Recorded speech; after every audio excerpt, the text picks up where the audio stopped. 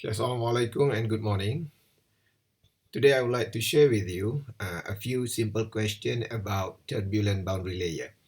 So in turbulent boundary layer, normally sometime we could calculate by using equation because the fluctuation or the formation of turbulent boundary layer or the result, so mean the force that exists in after force that exists due to the existence of turbulent boundary layer is sometimes fluctuated.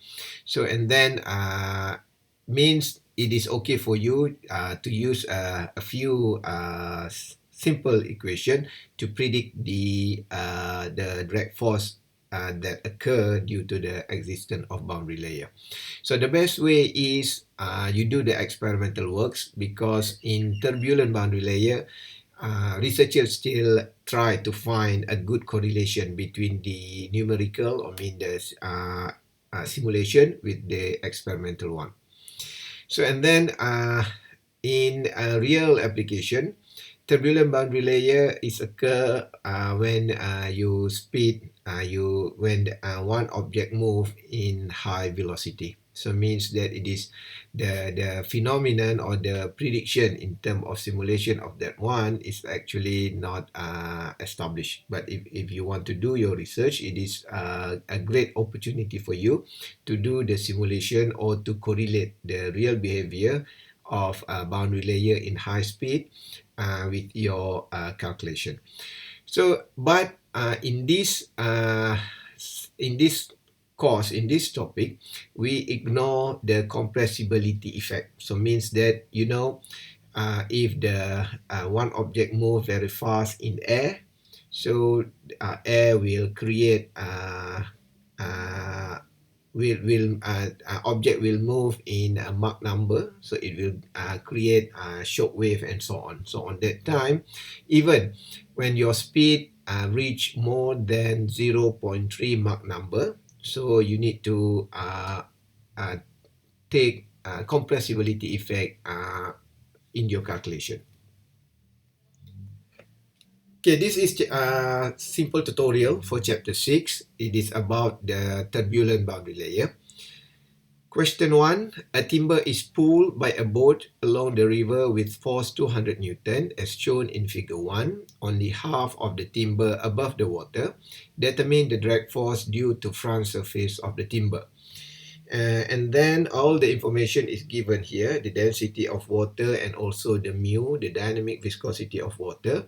And then assume that laminar boundary layer is fulfilled, the Blasius assumption, and turbulent boundary layer is fulfilled, the 717 power law. So in this statement, normally we don't give this statement in question, but in this tutorial, I want to remind you, if you do not have or you do not know the velocity distribution for the flow, so it is okay for you to use Blasius solution, Blasius exact solution for laminar boundary layer and 17 power law for turbulent boundary layer. Okay, go back to this question. So we have a situation like this. So we have a timber. It is pulled by a boat like this one. So and then the total force to pull this timber is 200 Newton. So and then it show here the river flow at 1 meter per second from right to the left, and the boats move at 2 meter per second from left to the right. So in this situation, we have two velocity. One is the velocity of water and another one is the velocity of the boat. So, but in our theoretical or in our basic calculation of boundary layer, we only have one velocity. We always assume that object is not moving, but only the fluid move with certain velocity. So in this situation, because we have two velocity here, okay, you need to use the idea of relative velocity. So means that you just assume that the timber is not moving, but the river is flow at certain velocity. So because the direction is opposite to each other. So we assume that the relative velocity is 3 meter per second. So means now you could imagine that you will have a timber like this one. So and then the water flow at 3 meter per second.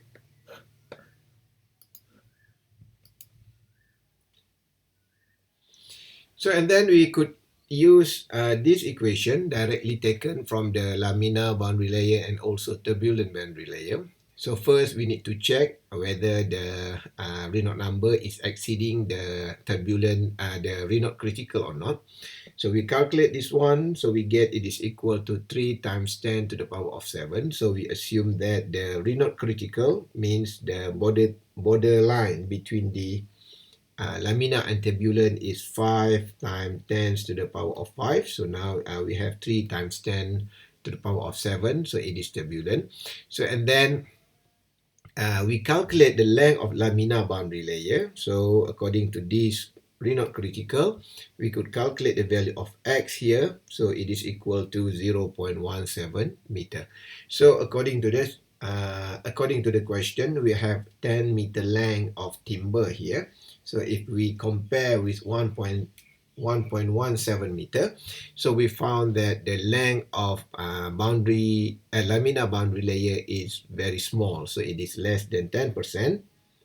So we assume that it is okay for us to ignore the existence or the effect from the laminar boundary layer.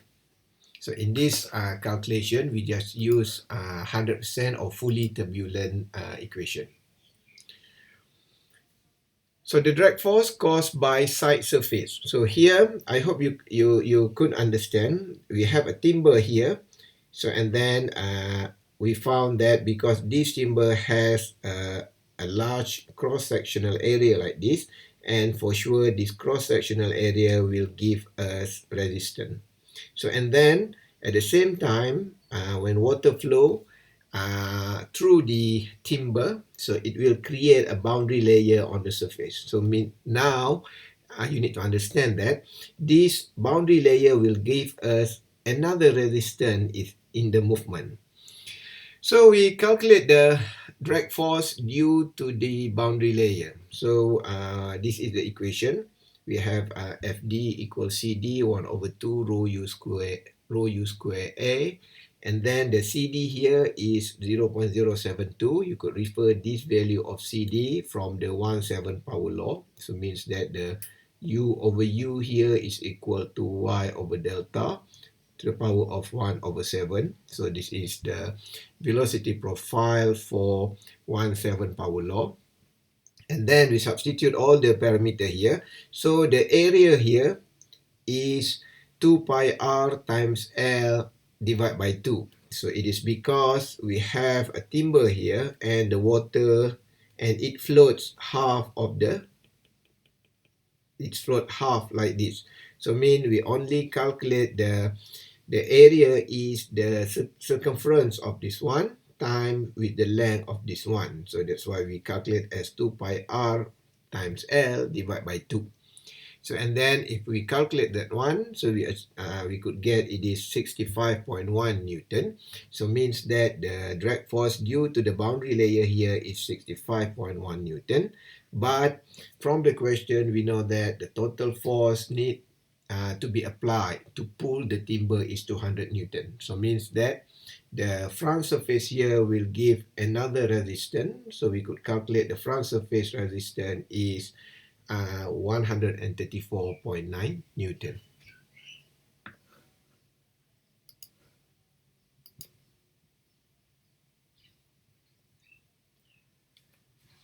So this is question 2. Figure 2 shows a flat plate 3 times 1.5 meter. It's held in water, moving at 5 meter per second parallel to its length. Determine the power required to overcome the drag. So this is the parameter. So so we have a length of 3 meter and width of 1.5 meter here.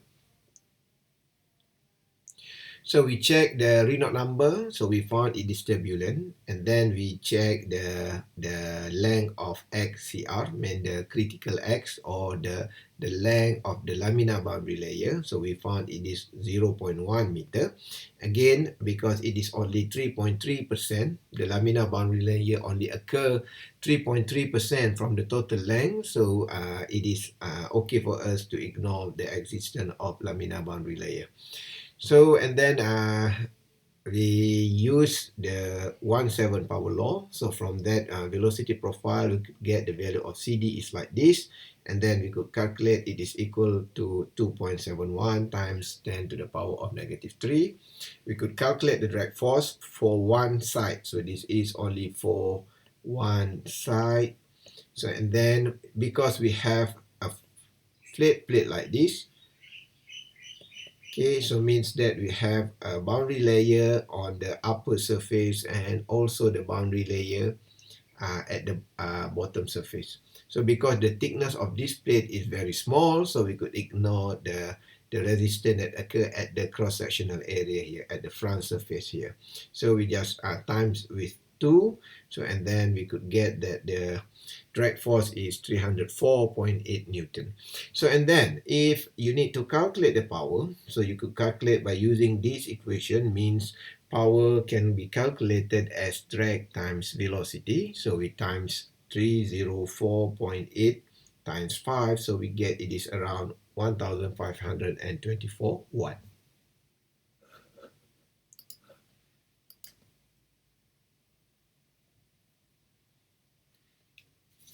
Okay, so this is question number 3. Water at 20 degrees Celsius and 1 atm flows at 2 meter per second past a smooth flat plate 1 meter long and 60 meter wide. Estimate the trailing edge boundary layer thickness, the trailing edge wall shear stress, and the drag force of one side of the plate. So this is the data for the fluid. So it is water. So the Reynolds number is 2 times 10 to the power of 6. So it is turbulent. So and then the Reynolds number transition is 5 times 10 to the power of 5. So if we calculate the value of L, we found that the laminar boundary layer was occur for 0.25 meter. So means that it is 1/4 or 25% for the from the total length of plate. So laminar boundary layer effect need to be considered. Okay, in these problems, we assume that laminar boundary layer can be is fulfill the idea of Blasius exact solution, and turbulent boundary layer, it is okay for us to take the data from 1/7 power law.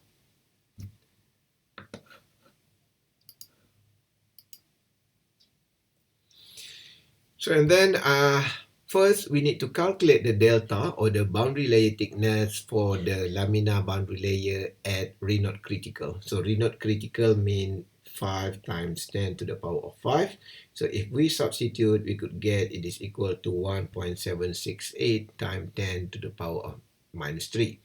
So as we explained, as I explained in previous lecture, so this delta actually is a same value or a boundary layer thickness shared by the turbulent boundary layer. So if we use this thickness into this equation, mean the equation of boundary layer thickness for turbulent boundary layer, so we could calculate the value of x.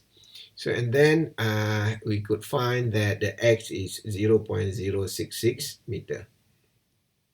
So and then we could calculate the total length for turbulent boundary layer. So by use this one, so we found that the length for turbulent boundary layer is 0.816 meter. So and then if we calculate the Reynolds number for turbulent boundary layer, so we substitute the value of L here with this number, and then we could get it is 1.6 times 10 to the power of 6. So it is okay to assume that it is just the starting point of the turbulent. Okay, that means that that length is sufficient enough to create a fully turbulent boundary layer. So and then we could calculate the boundary layer thickness at the trailing edge, mean at the back, okay, by using turbulent boundary layer thickness equation from the 1/7 power law. So we substitute the value of x here with 0.816 meter. So we get it is equal to 0.0174 meter. And then we could calculate the shear stress again by using equation that we get from the 1/7 power law. So we get shear stress at trailing edge is 6.60 Newton per meter square.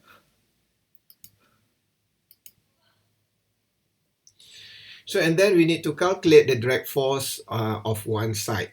Okay, so and then from the previous notes, we found that if we assume that the Reynolds critical is 5 times 10 to the power of 5, so the equation for CD is this one. So again, I hope you could understand. This 0.073 is actually the turbulent boundary layer CD. However, because the situation is like this, so means that if we assume that the laminar boundary, if the laminar boundary layer is 100%, so the situation will like this. So and then if the turbulent boundary layer occur at the middle here, okay, and then we could extend the starting point is this one.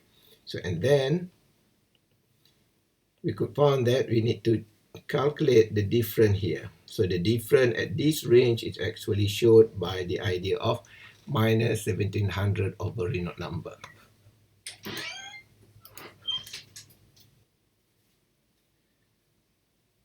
This is question number 4. Figure Q1 shows a uniform flow past a flat plate. Determine the wall shear stress between AD 0.5 meter. So the question only asks to calculate the shear stress between this area only. The velocity profile is laminar. So we assume that it is y over delta by the power of 1 over 2. Delta AB means the thickness of this one is 0.15 and delta ACD, so mean the thickness of this one is 0.16 meter. So and then the data from the from air for the fluid is given as this one.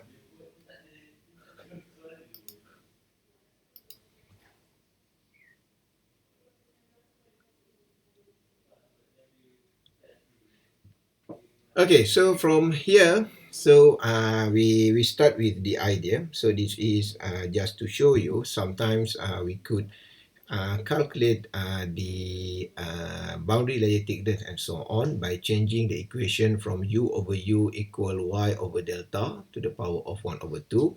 We assume that y over delta is equal to eta, and then we write as eta. We could write as square root eta. So and then this is just to ease the calculation. I show you here first, and then I will remind you at the next page. So because we have delta AB here as 0.5 and delta CD here is 0.16. So and then we could calculate the difference of these d delta here as 0.01. So and then we could assume that the dx here is 0.05. So the dx here means the difference from x2 and x1 here. So it is 0.5. It is 0. I'm sorry, I think. Okay, so it is 0.5 meter. Okay, so you just change this one. So this is equal 0.5 meter. So the question here, we need to calculate the wall shear stress between this point and this point. So we have equation of this one from the von Karman equation. We have rho u squared d theta dx. And then we could calculate the d theta dx here means we already know that u over u is equal y over delta square root here, and then we know that the theta is integration of this one, u over u1 minus u over u dy. So you substitute the value of this into this equation, so you will get it is equal to 1 over sec delta. So and then you substitute into this equation, so we could get this one. And then we have problem because we need to determine what is the value of d delta and dx. Because we are solving problems according to this diagram, so it is okay for us to assume that the value of d delta here is actually the difference between this delta and this delta. So as calculated here, it is equal to 0.01 and the dx here is 0.5. So we substitute the value. So the d delta is 0.01 and dx is 0.5. So you will get that the shear stress at the wall between this A and D here can be estimated as 1.007 times 10 to the power of minus 3 Newton per meter square.